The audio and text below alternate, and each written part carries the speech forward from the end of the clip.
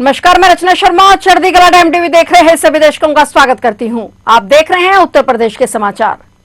आज देश के राष्ट्रपति द्रौपदी मुर्मू का जन्मदिन है। राष्ट्रपति द्रौपदी मुर्मू के जन्मदिन पर देश भर के नेताओं ने उन्हें शुभकामनाएं दी हैं। उपराष्ट्रपति सीपी राधाकृष्णन, लोकसभा अध्यक्ष ओम बिरला, विदेश मंत्री एस जयशंकर, प्रधानमंत्री नरेंद्र मोदी और गृह मंत्री अमित शाह समेत कई केंद्रीय नेताओं और विभिन्न राज्यों के मुख्यमंत्रियों ने राष्ट्रपति मुर्मू के सादगीपूर्ण जीवन, जनसेवा के प्रति समर्पण और संवैधानिक मूल्यों के प्रति उनकी निष्ठा की सराहना की है। सभी नेताओं ने उनके उत्तम स्वास्थ्य, दीर्घायु और निरंतर राष्ट्र सेवा की कामना की। वहीं उत्तर प्रदेश के मुख्यमंत्री योगी आदित्यनाथ ने भी जनजातीय समाज के प्रति उनके समर्पण को सराहा है। मुख्यमंत्री योगी आदित्यनाथ ने कहा कि राष्ट्रपति मुर्मू का सादगीपूर्ण जीवन, जनजातीय समाज के उत्थान के प्रति समर्पण और संवैधानिक मूल्यों के प्रति अटूट निष्ठा देशवासियों के लिए प्रेरणादायक है। उन्होंने भगवान जगन्नाथ से राष्ट्रपति के उत्तम स्वास्थ्य और दीर्घायु की प्रार्थना की। मुख्यमंत्री योगी आदित्यनाथ ने राष्ट्रपति द्रौपदी मुर्मू को जन्मदिन की हार्दिक बधाई और शुभकामनाएं दी।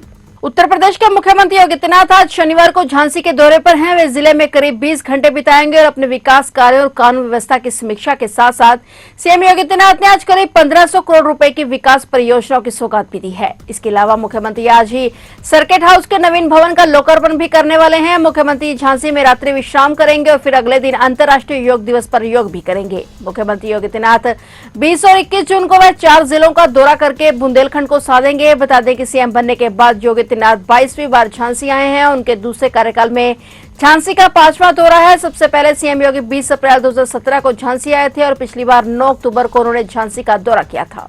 राम मंदिर दान की राशि चोरी करने के मामले में एसआईटी को सबूत जुटाना बेहद चुनौतीपूर्ण है। सबसे अहम सबूत सीसीटीवी फुटेज है, लेकिन उसमें छेड़छाड़ के सबूत पहले ही मिल चुके हैं। वहीं सबसे अहम बात यह है कि वहां लगे कैमरों का बैकअप 45 दिनों का ही है। ऐसे में कई वर्षों की फुटेज जुटाना संभव नहीं है। हालांकि एसआईटी मामले की फोरेंसिक जांच कराएगी, जिसमें प्रयास होगा कि अधिक से अधिक दिनों की फुटेज रिकवर हो जाए। यही वजह है कि पूछताछ में आए तथ्य मामले में बेहद अहम होने वाले हैं। स्पष्ट रूप से पता कर पाना कि चोरी कब से हो रही है, इसकी सटीक समय मिलना आसान नहीं होगा। सूत्रों के मुताबिक इस वजह से एसआईटी संदिग्ध कर्मचारियों और पदाधिकारियों के बयान दर्ज कर रही है। जो 5 संदिग्ध पकड़े गए हैं, उनसे भी जानकारी ली जा रही है। उन्होंने लंबे समय से हेरफेर करने की बात स्वीकार की है। ट्रस्ट के पूर्व पदाधिकारी महिपाल सिंह ने आरोप लगाया था कि 8 महीने की फुटेज डिलीट की गई। ये फुटेज काफी पहले की है और ऐसे में उनका बैकअप उपलब्ध नहीं है। इसलिए यह आरोप साबित करना बेहद कठिन होगा कि फुटेज डिलीट की गई थी। हाँ, यह जरूर है कि यह बीते 1.5 महीने में इस तरह का हेरफेर किया गया है तो वह सामने आ सकता है। उसके साक्ष्य भी मिल रहे हैं। फिलहाल एसआईटी की जांच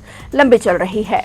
प्रदेश के मुख्यमंत्री योगी आदित्यनाथ ने भी श्री राम मंदिर जन्मभूमि मंदिर के चिड़ावा चोरी के आरोपों पर कहा कि भक्तों ने राम मंदिर के लिए 500 साल तक इंतजार किया है और वे सच्चाई सामने आने के लिए 15 दिन और इंतजार कर सकते हैं। एसआईटी जल्द से जल्द इस मामले में सच सामने ले आएगी। उन्होंने भरोसा दिलाया कि दोषी पाए जाने पर किसी को भी बख्शा नहीं जाएगा, चाहे वह कोई भी हो। सीएम योगी ने कहा कि मंदिर ट्रस्ट की सिफारिश पर जांच के लिए एसआईटी बनाई गई है। सभी संबंधित लोगों से अपील है कि एसआईटी की रिपोर्ट आने तक कोई बयान न दे, क्योंकि ऐसी टिप्पणियां जांच को प्रभावित कर सकती हैं। जांच के बाद अगर किसी पक्ष को कुछ कहना है तो एसआईटी की प्रक्रिया इसके लिए सही आधार देगी। वहीं बिना किसी के वजह के चरित्र हनन की कोशिश ना करें और बिना कारण अयोध्या धाम को बदनाम करने की कोशिश ना करें। सीएम योगी आदित्यनाथ ने कहा कि मैं भरोसा दिलाता हूं कि एसआईटी की जांच सामने आएगी और अगर किसी के पास कोई दस्तावेज सबूत है तो वो कृपया उसे एसआईटी को सौंप दिया जाए। और राम भक्तों से भी मैं कहना चाहूंगा, राम भक्तों से मेरी विनम्र अपील होगी, प्रभु राम ने हमें मर्यादा का पाठ पढ़ाया है, मर्यादित रहने का आचरण दिया है। हम उस मर्यादा का पालन करते हुए हमने 500 वर्षों तक हम ये कभी नहीं चाहेंगे कि अयोध्या सम्मान पाए, क्योंकि ये लोग स्वयं क्षमता विहीन थे, कर नहीं सकते थे। तब अयोध्या को बिजली नहीं मिलती थी, अयोध्या को इन्होंने बिजली नहीं दी, संकरी गलियों में बांध करके रख दिया था। आज दुष्प्रचार करके हमारी सप्तपुरियों में से पहली पुरी अयोध्या धाम को ये लोग अपमानित करते हैं, दुष्प्रचार करते हैं, अपमानित करते हैं। हम इनके बहकावे में कतई ना आए। इनका आचरण आपके सामने है। इन लोगों ने राम भक्तों पर गोलियां चलाई हैं, जय श्री राम बोलने पर लाठी भांजते थे, भगवान राम के अस्तित्व पर प्रश्न खड़ा करते थे। और हर प्रकार की बाधाएं खड़ी करके न्यायालय में अपने अधिवक्ता खड़े करके रोड़े अटकाने का काम करते थे। ये लोग उपदेश देना बंद करें। एसआईटी गठित हुई है, दूध का दूध और पानी का पानी होगा। मेरी सभी संबंधित से यही अपील होगी, एसआईटी की रिपोर्ट आने तक कोई बयानबाजी कतई न करें, क्योंकि बीच बीच में जब बयानबाजी होती है तो वह जांच को प्रभावित करती है। जांच चलने दें। जांच के बाद किसी पक्ष को कोई बात कहनी होगी, एसआईटी उसके लिए तैयार होगी, लेकिन अनावश्यक रूप से चरित्र हनन का प्रयास न करें। अनावश्यक रूप से अयोध्या धाम को बदनाम करने का कुत्सित प्रयास न करें। अगर कोई अपराधी है, वह कोई भी होगा, बचेगा नहीं, यह सुनिश्चित है।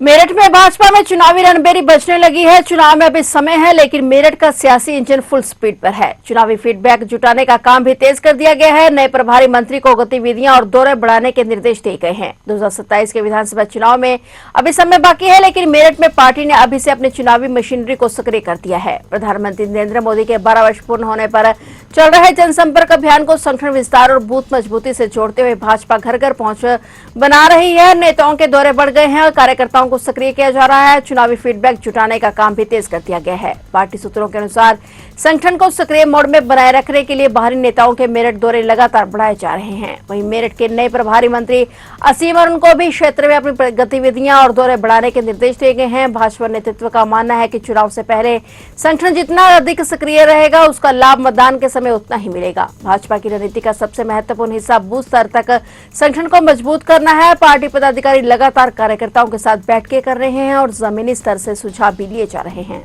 हापुड़ में एक प्रमुख कारोबारी के घर में परिजनों को बंधक बनाकर डकैती डालने वाले 50,000 के इनामी बदमाश को पुलिस के साथ हुई मुठभेड़ में मौत हो गई है। पुलिस अधीक्षक एसपी कुंवर जगन्नंजन ने बताया कि बुलंदशहर रोड पर चेकिंग के दौरान एक संदिग्ध मोटरसाइकिल सवार दिखा और पुलिस को देखकर उसने भागने की कोशिश की। पुलिस ने उसका पीछा किया और आसपास के थानों को सूचना दी गई। हापुड़ देहात पुलिस ने ग्राम गोदी की तरफ से घेराबंदी की। सिंह ने बताया कि खुद को गिरता देख बदमाश ने ट्यूबवेल की आड़ लेकर पुलिस पर गोलाबारी की और जवाबी कार्रवाई में बदमाश गोली लगने से गंभीर रूप से घायल हो गया। उसे सीएससी नगर ले जाया गया, जहां डॉक्टरों ने मृत घोषित कर दिया। एसपी ने कहा कि मृतक की पहचान श्याम पुत्र वीरेंद्र जनपद रामपुर के रूप में हुई है। वह लूट के मामले में वांछित था और उस पर 50,000 रुपए का इनाम घोषित किया गया था। आरोपी पर मुरादाबाद में डकैती और गैंगस्टर एक्ट के मुकदमे दर्ज थे। उन्होंने बताया कि मौके से एक पिस्टल, कुछ कारतूस और एक मोटरसाइकिल बरामद हुई है। पुलिस के मुताबिक 1 जून को हापुड़ के गिरधारी नगर निवासी कारोबारी नरेंद्र अग्रवाल के घर में हथियारबंद बदमाश घुस आए थे और बदमाशों ने परिजनों को बंधक बनाकर 1.25 किलो सोने के आभूषण, नकदी, बाइक और मोबाइल लूट लिए थे और फरार हो गए थे। आज रात्रि 12:30 बजे करीब हमारी पुलिस, कोतवाली नगर पुलिस की टीम बुलंदशहर रोड पर चेकिंग कर रही थी। उस दौरान एक संदिग्ध व्यक्ति मोटरसाइकिल से आते हुआ दिखा। उसको रोकने पर बाइक घुमा करके वह व्यक्ति पुलिस पार्टी को चकमा देखते हुए भागने की कोशिश किया। पुलिस पार्टी ने उसका पीछा किया और कोतवाली नगर टीम द्वारा फ्लैश किया गया मैसेज, जिससे हमारे थाने, जनपद हापुड़ के अन्य थाने सक्रिय हुए और कोतवाली नगर की टीम बदमाश का पीछा करते हुए लगातार आगे बढ़ रही थी। साथ ही साथ बदमाश जाकर के बुलंदशहर रोड पर सादिकपुर गांव की तरफ जाने वाले रास्ते पर मुड़ गया और लगातार कोतवाली नगर की टीम उसके पीछे थी।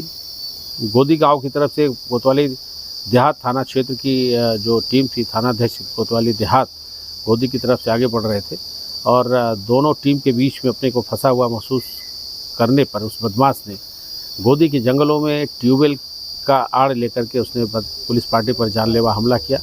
पुलिस पार्टी ने आत्मरक्षार्थ फायरिंग की, जिसमें वो बदमाश गंभीर रूप से घायल हुआ है, जिसको सीएससी में भेजा गया था कोतवाली नगर की। यहाँ पर इसको डॉक्टरों ने मृत घोषित कर दिया है।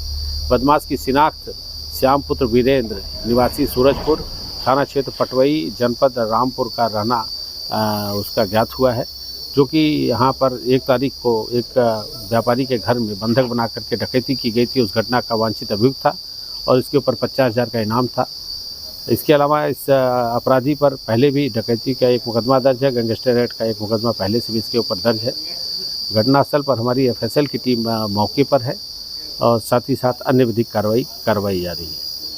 जनपद गौतम बुद्ध नगर के कुलेसरा गांव में रहने वाले एक युवक ने 2 बच्चों समेत 3 लोगों पर चाकू से हमला कर दिया और इसके बाद आरोपी ने चाकू से अपने गले पर चोट पहुंचाकर जान देने का प्रयास किया। हालांकि सभी की हालत खतरे से बाहर है। पुलिस का दावा है कि आरोपी दिमागी रूप से कमजोर है। पुलिस ने आरोपी को गिरफ्तार कर लिया है और थाना इको टेक 3 के प्रभारी निरीक्षक अजय कुमार सिंह ने बताया कि कुलेसरा गाँव निवासी सोनू त्यागी ने बताया कि वह पुस्ता रोड स्थित सरकारी स्कूल के पास से निकल रहे थे और इसी बीच संजय कुमार नामक युवक वहां पहुंचा और उसने अचानक चाकू से उनके गले पर वार कर दिया। और सिंह ने बताया कि वारदात को अंजाम देने के बाद आरोपी भागने लगा, लेकिन इसी दौरान उसने 7 वर्षीय कीर्तिक और 9 वर्षीय मिलन पर भी चाकू से हमला कर दिया। उन्होंने बताया कि हमले में कीर्तिक को चोटें आई, मिलन के बाएं हाथ की उंगली में चाकू लगने से वह भी घायल हो गया। सिंह ने बताया कि वारदात के बाद आरोपी संजय कुमार ने स्वयं अपने गले पर भी चाकू से वार किया, जिससे वह घायल हो गया। घटना की सूचना मिलते ही पुलिस मौके पर पहुंची और घायलों को उपचार के लिए अस्पताल भेजा। अधिकारी ने बताया कि पुलिस ने मुकदमा दर्ज कर आरोपी को गिरफ्तार कर लिया है। उत्तर प्रदेश में शामली जिले के कैराना में रिसेप्शन में कथित रूप से गाय का मांस परोसने को लेकर पुलिस ने एक दूल्हे और उसके मामा को गिरफ्तार कर लिया है। अपर पुलिस अधीक्षक समित शुक्ला ने